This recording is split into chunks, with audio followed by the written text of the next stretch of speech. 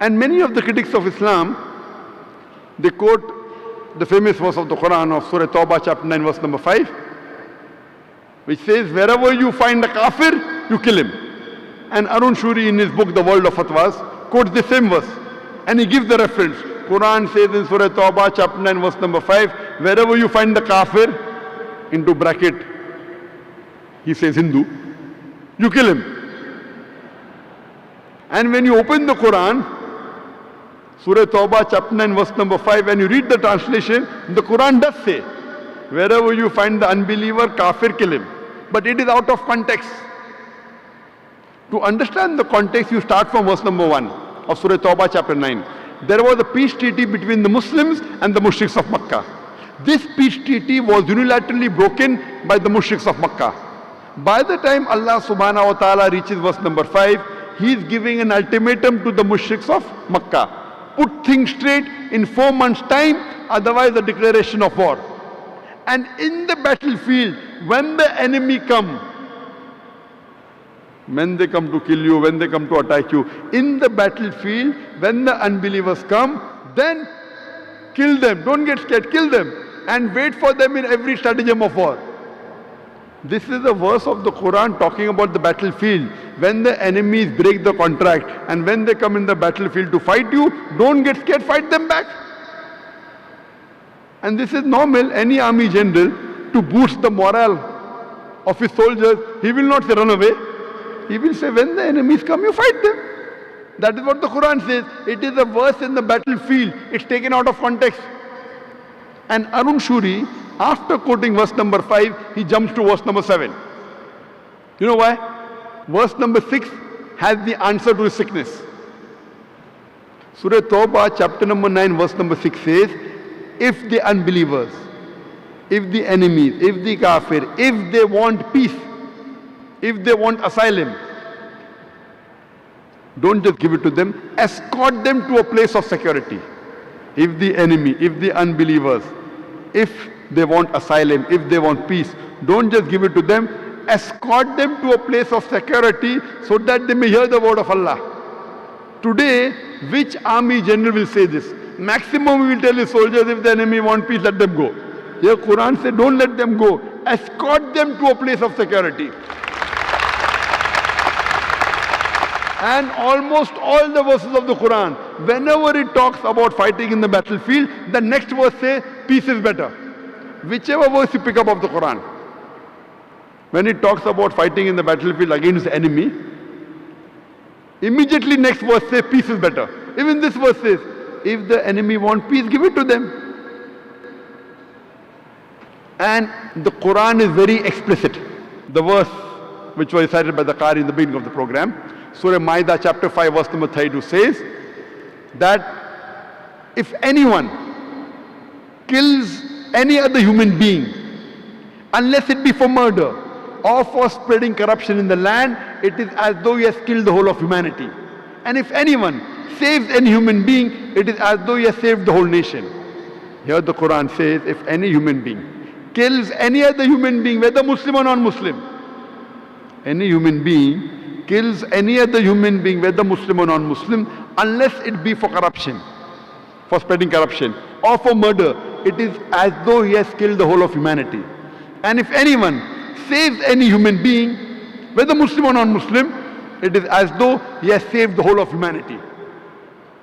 This verse of the Quran alone is sufficient to prove that Islam is against killing of any innocent human being, whether Muslim or non-Muslim.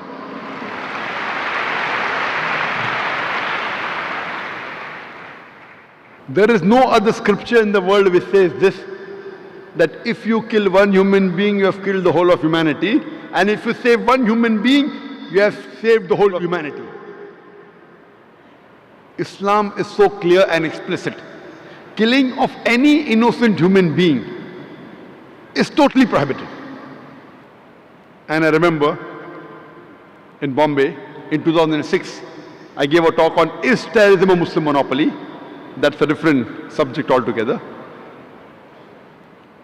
And that happened immediately after the train bomb blast in Bombay.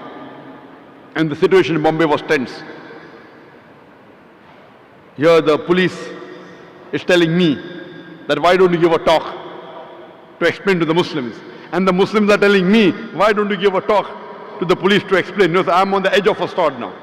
In a sensitive situation, I gave a talk on is terrorism Muslim monopoly, and I gave my views.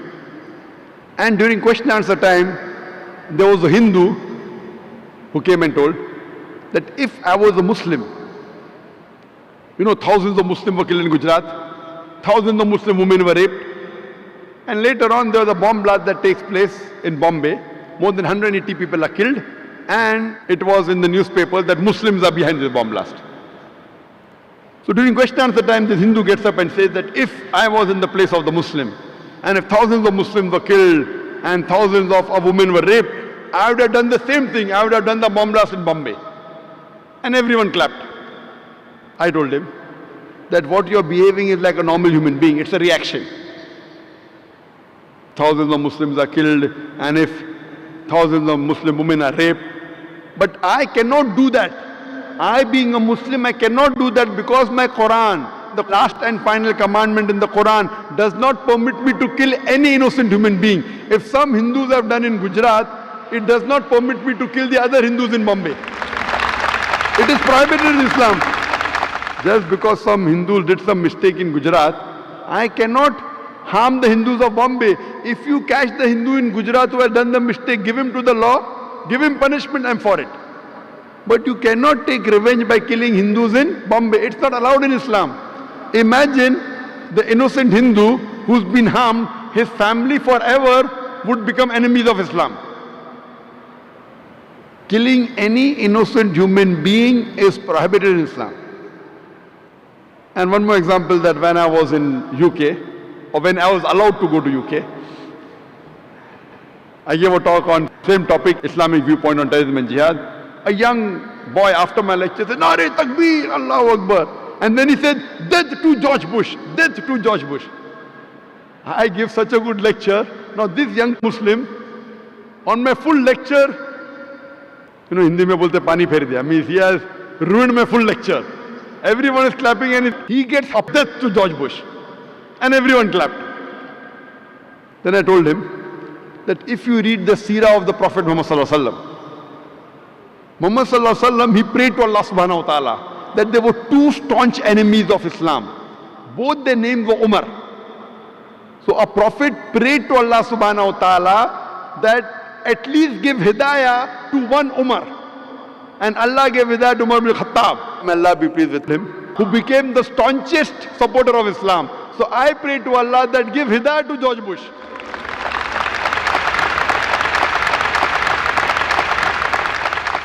By killing him, we won't solve the problem. I say that give hidayah to one of the two, George Bush or Tony Blair. You read the seerah of the Prophet rather than be emotional. You know, Muslims get emotional. If you read the seerah of the Prophet, you know how did the Prophet deal with things. Allah says in the Quran, in Surah Baqarah, chapter number 2, verse number 190, that fight against those who fight you, but do not transgress, for Allah likes not those who are transgressors. Allah says in Surah Baqarah, chapter 2, verse 193, that fight until there is no more tumult and oppression. Islam is against oppression. And even when we do qital, there are certain guidelines laid down by Allah and His Messenger for qital. That when you have to fight in self-defense, almost all were in self-defense. There are guidelines laid down that when you fight, do not chop trees, do not hurt the women, do not hurt the old men, do not come in the battlefield, do not kill children, do not break down monasteries, do not destroy the temples. Today you find in the all bombing, everyone, women killed, children killed, men killed. If you compare in the complete history of Muhammad Sallallahu Alaihi Wasallam, there were 82 encounters taking place. And 1,018 people were killed. In World War I, more than 10 million people were killed. In World War II, more than 20 million people were killed. Compare this. Today, as I said, media is very powerful, can convert black into white, day into night. When the Christian nuns, when they cover the head, they are respected. When Muslim women cover the head, then they say Islam degrades the woman. Why? When the Sikh wears the turban and keeps a beard, he is called religious. When Muslim wear a cap and keep a beard, he is called as a fundamentalist, terrorist.